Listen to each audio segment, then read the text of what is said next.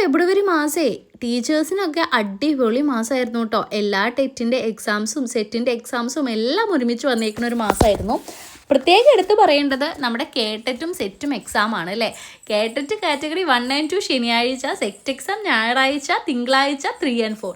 അപ്പോൾ എന്തായാലും ഞാൻ സെറ്റ് എക്സാം അതുകൊണ്ട് തന്നെ എഴുതണില്ല എന്ന് വിചാരിച്ചു. കേട്ടറ്റ് 2 എഴുതാൻ പോയ ആ ഒരു കാര്യങ്ങളാണ് നിങ്ങളിപ്പോൾ കാണുന്നത് കേട്ടോ. ചൂടുകൊണ്ട് അടുക്കാൻ പറ്റല്ലേ. നമ്മൾ സെൻറ്റർ വെച്ചത് എറണാകുളത്തായിരുന്നു. പക്ഷെ ചൂടെന്ന് പറഞ്ഞാൽ അതിതീവ്രമായ ചൂട്. നമ്മുടെ തൃശ്ശൂരും ചൂടുണ്ട്, പക്ഷെ എന്നാലും ഭയങ്കര ചൂടായിരുന്നു കേട്ടോ. നമ്മുടെ വീട്ടിലൊക്കെ നിറയെ മരങ്ങൾ നിൽക്കണോണ്ടേ ഇത്രയും ചൂട് നമുക്ക് ഫീൽ ചെയ്യില്ല. നൈറ്റാണ് ഏറ്റവും കൂടുതൽ എൻ്റെ വീട്ടിൽ ചൂടുള്ളത് കേട്ടോ, രാവിലത്തേക്കാളും. കാരണം രാവിലെയൊക്കെ നമുക്ക് എന്തെങ്കിലും കാറ്റോ കാര്യങ്ങളോ കിട്ടാറുണ്ട്. നൈറ്റ് ജനാല തുറന്നിട്ടാൽ പോലും ഒരു കാറ്റ് പോലും വരില്ല. അതെന്താണെന്ന് അറിയില്ല. എന്തായാലും നമ്മൾ സെൻറ്ററിലേക്ക് എത്തിയിട്ടുണ്ട്. പനമ്പിള്ളി നഗറിൽ GHSSലായിരുന്നു കേട്ടോ. ഈ ഒരു സ്കൂളെ ഭയങ്കര ഇഷ്ടമായി. വേറൊന്നും കൊണ്ടല്ല, ഒരു വീട് പോലെ എൻ്റെ വീട്ടിലുള്ള ചുറ്റും മരങ്ങളുള്ള പോലത്തെ ഒരു പ്രതീതിയായിരുന്നു ഇവിടെ കേട്ടോ. നിറയെ മരങ്ങളും ഇരിക്കാനും നല്ല സുഖം, വെയിലധികം അടിക്കണില്ല. പക്ഷെ പുഴുക്കവും ചൂടൊക്കെ ഉണ്ടായിരുന്നു. അതൊക്കെ എന്തായാലും ഉണ്ടായിരിക്കും.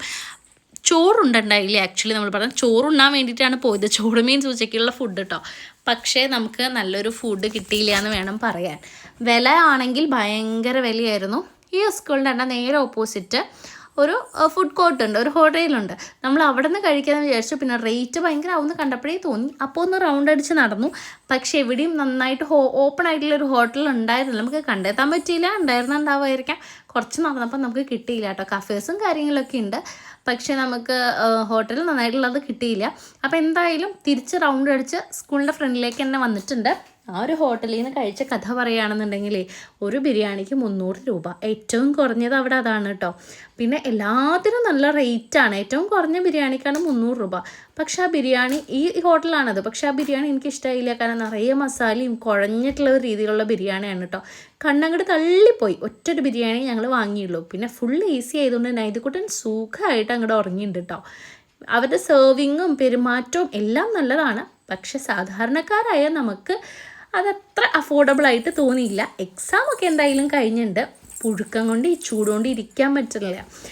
എന്തായാലും എക്സാം കഴിഞ്ഞു, സെറ്റായി. എക്സാമിൻ്റെ കാര്യങ്ങളൊക്കെ ഞാൻ പിന്നത്തെ ഒരു വീഡിയോയിൽ പറയാം കേട്ടോ. ഫുഡ് അധികം കഴിക്കാത്തതുകൊണ്ട് തന്നെ ഒരു തളരണ ഫീൽ ഉണ്ടായിരുന്നു. ഇറങ്ങിയപ്പോൾ തന്നെ ബജ്ജി, പഴംപൊരി, ഉള്ളിവട ഇതെല്ലാം അകത്താക്കി വീട്ടിൽ പോയി.